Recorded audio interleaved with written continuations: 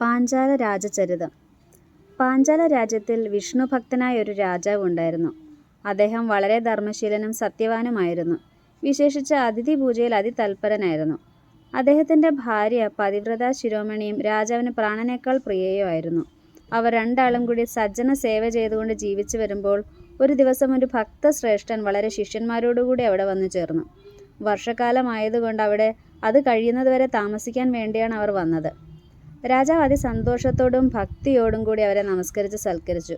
അവരുടെ അഭിപ്രായം അറിഞ്ഞ് അവർക്ക് താമസിക്കാൻ ഒരു ആശ്രമവും ഉണ്ടാക്കിക്കൊടുത്ത് അവർക്ക് ഭക്ഷണത്തിനും മറ്റും വേണ്ടുന്നതെല്ലാം അതിജാഗ്രതയായി കൊടുത്തു വന്നു. ഇങ്ങനെ വർഷകാലം മുഴുവൻ അവിടെ കഴിഞ്ഞ് അതിസുഖമായി താമസിച്ചു.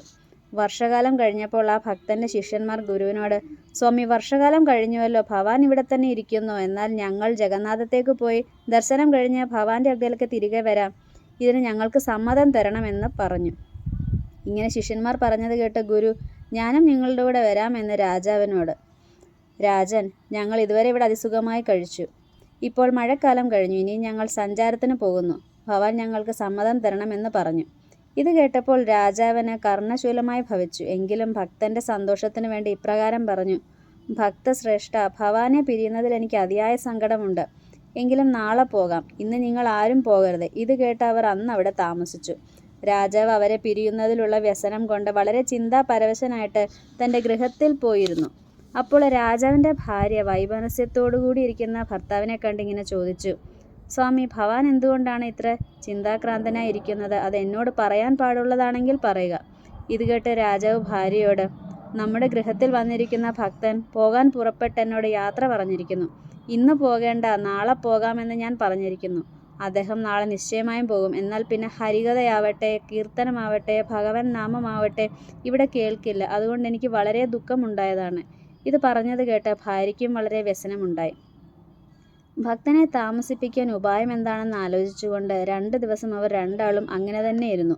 3-ാം ദിവസം ഭക്തൻ ശിഷ്യന്മാരോടുകൂടി വന്ന രാജാവിനെ കണ്ട് ഞങ്ങൾക്ക് പോകുവാൻ സമ്മതം തരണമെന്ന് പറഞ്ഞു. അപ്പോൾ രാജാവ്, സ്വാമി, നാളെ രാവിലെ നിശ്ചയമായും പോകാം. ഇന്നുകൂടി ഇവിടെ താമസിക്കണം. എൻ്റെ അപരാധത്തെ ക്ഷമിക്കണമെന്ന് പ്രാർത്ഥിച്ചപ്പോൾ ഭക്തൻ രാജാവിൻ്റെ ഭക്തി കൊണ്ട് വശീകൃതനായി അന്നും അവിടെ താമസിക്കുവാൻ തീർച്ചപ്പെടുത്തി.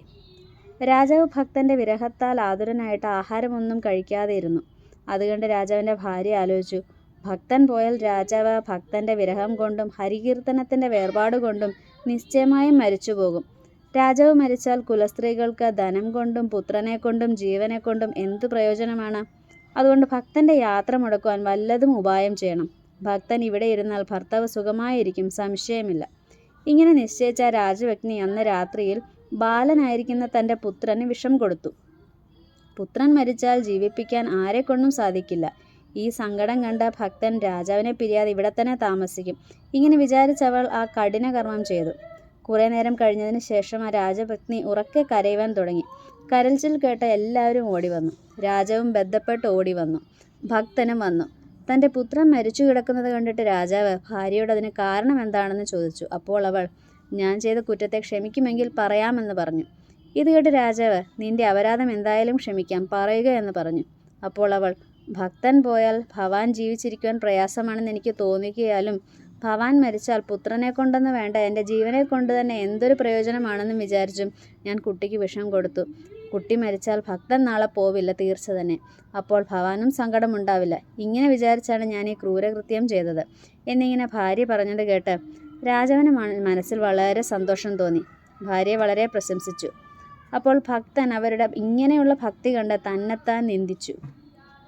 ഈ ആപത്ത് വന്നത് തൻ്റെ കുറ്റമാണെന്ന് നിശ്ചയിച്ച് ശിഷ്യന്മാരെ എല്ലാം വിളിച്ച് രാജ്ഞി ചെയ്ത പ്രവൃത്തി അറിയിച്ചു.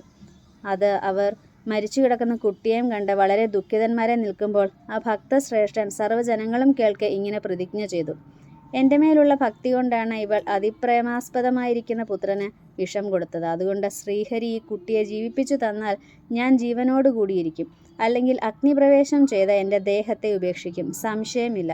ഇങ്ങനെ പ്രതിജ്ഞ ചെയ്ത് ആ ഭക്തൻ ഭവാനെ സ്മരിച്ചുകൊണ്ട് ഗീതങ്ങളെക്കൊണ്ടും മന്ത്രങ്ങളെക്കൊണ്ടും ഗരുഡധ്വജനെ സ്തുതിക്കുവാൻ തുടങ്ങി. ഇങ്ങനെ മധ്യാഹ്നം വരെ കഴിഞ്ഞപ്പോൾ മരിച്ചു കിടക്കുന്ന കുട്ടി കണ്ണുമിഴിച്ചിരുന്നു. അവിടെ കൂടിയിരുന്ന ജനങ്ങൾ ആശ്ചര്യത്തോടുകൂടി നോക്കിയിരിക്കെ ആ കുട്ടി എഴുന്നേറ്റിരുന്നു. കുട്ടിയുടെ സമീപത്തിലിരിക്കുന്ന ഭക്തൻ കുട്ടിയുടെ മുഖം കഴിയിച്ച് രാജാവിൻ്റെ കയ്യിൽ കൊടുത്തു. രാജാവ് കുട്ടിയെ കണ്ട് വളരെ സന്തോഷിച്ച് ഭക്തനോട്, സ്വാമി, എനിക്ക് പുത്രമിത്രാദികളെ കൊണ്ട് യാതൊരു പ്രയോജനമില്ല. ഭവാന്റെ സന്തോഷത്തെ മാത്രമാണ് ഞാൻ പ്രാർത്ഥിക്കുന്നതെന്ന് പറഞ്ഞു.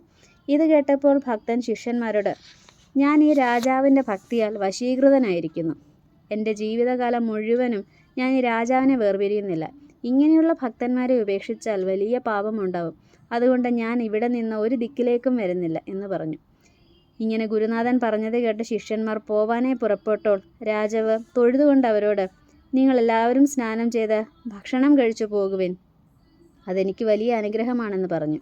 ഇത് കേട്ട് ശിഷ്യന്മാർ എല്ലാവരും സ്നാനവും ഭക്ഷണവും കഴിച്ച് രാജാവിനാൽ സമ്മാനിതന്മാരെ പോവുകയും ചെയ്തു.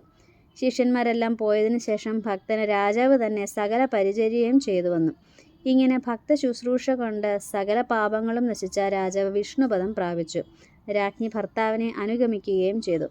അനന്തരം അവരുടെ ഗുരുവായിരിക്കുന്ന ഭക്തൻ രാജാവിൻ്റെ പുത്രനെ രാജാവാക്കി വാഴിച്ച് യഥേഷ്ടം ഭഗവാനെ സ്മരിച്ചുകൊണ്ട് സഞ്ചാരത്തിന് പോവുകയും ചെയ്തു. ഇങ്ങനെയാണ് ഭക്തിയുടെ മഹാത്മ്യം. ഇത് കേൾക്കുന്നവർക്ക് ശ്രീ വിഷ്ണു ഭക്തി ലഭിക്കുന്നതാണ്.